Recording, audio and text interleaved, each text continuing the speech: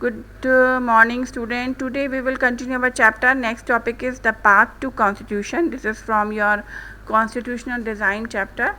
Despite all these difficulties, there was one big advantage for the maker of the Indian constitution. Unlike South Africa, they did not have to create a consciousness. They did not have to create a conscience about what a democratic India should like.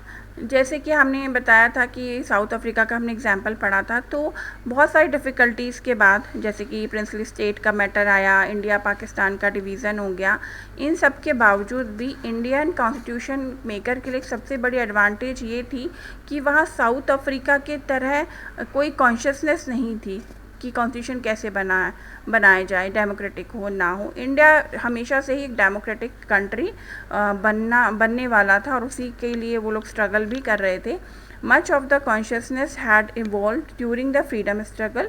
बहुत सारी consciousness जो हैं वो freedom struggle के time ख़त्म भी हो गई, हुई भी और फिर फिनिश भी हो गई।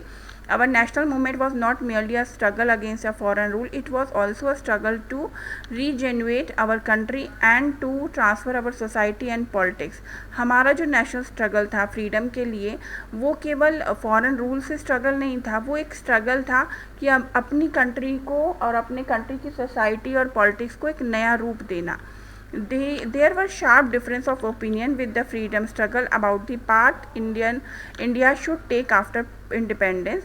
एक जो कहते हैं कि एक ओपिनियन भी था फ्रीडम स्ट्रगल के टाइम की इंडिया में किस इंडिपेंडेंट के बाद किस तरीके से काम होगा, किस तरीके से कॉन्स्टिट्यूशन बनेगा।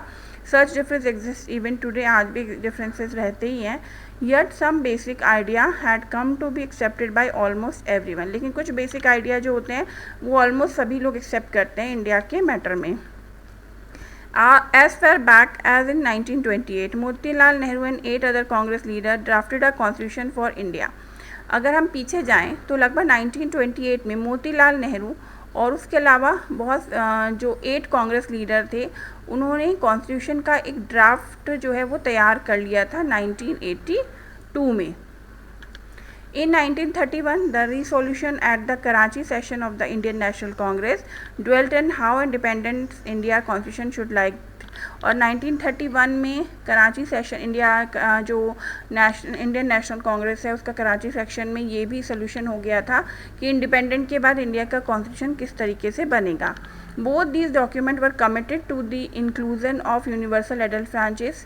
जो 1928 में बना था, 1931 में जो सेशन में डिस्कस हुआ था, दोनों ही में ये फिक्स था कि जो यूनिवर्सल एडल्ट फ्रेंचाइज है यानी कि राइट टू वोट है वो ज़रूर रखा जाएगा। नेक्स्ट है आपका राइट टू फ्रीडम होगा, इक्वलिटी होगी और साथ साथ मिनॉरिटी के राइट्स को प्रोटेक्ट किया जाएगा। तो इंडिया एक इंडिपेंडेंट नेशन का कॉन्स्टिट्यूशन क्या बनेगा उसके कुछ बेसिक जो रूल्स हैं वो पहले ही डिसाइड हो गए थे।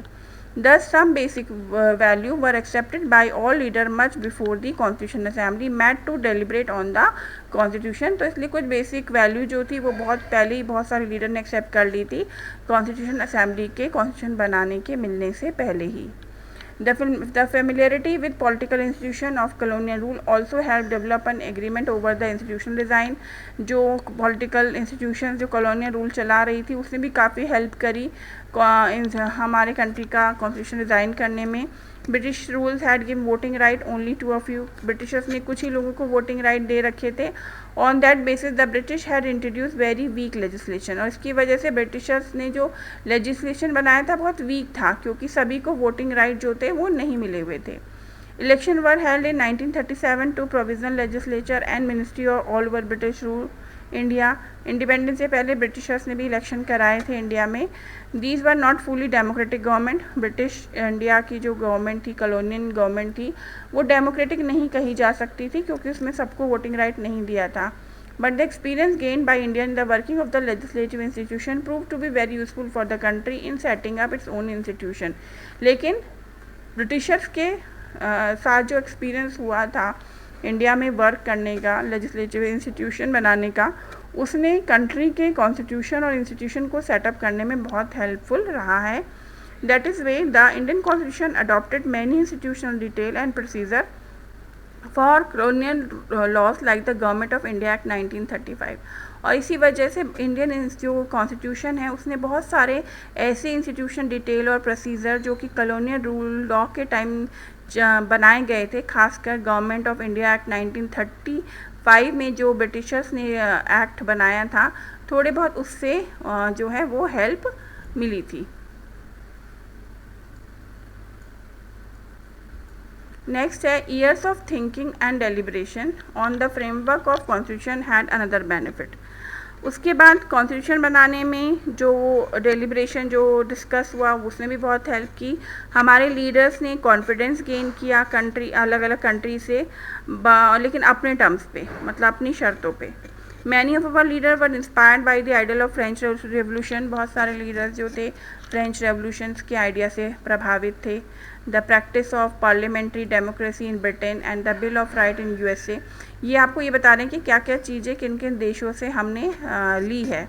The socialist revolution in Russia had inspired many Indians to think of shaping a system based on social and economic equality, yet they were not simply initiating what other had done. At each step, they were questioning whether these things suited our country. All these factors contribute to the making of our constitution. यानी ये सब चीज़ें bill of right USA से और उसके अलावा Russia से socialist structure कैसा हो, इन सब ने इंडिया में बहुत हेल्प करी। हमने अलग अलग देशों की अच्छी अच्छी चीज़ें अपने कॉन्स्टिट्यूशन में ली।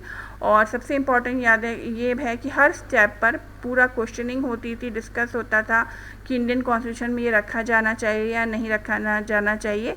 सभी चीज़ें डिस्कस होकर क्वेश्चनिंग होने के बाद हमारे कॉन्स्टिट्यूशन के कंट्रीब्यूशन में सबका रोल रहा है। नेक्स्ट इज कॉन्स्टिट्यूशन असेंबली, ये हम आगे पढ़ेंगे।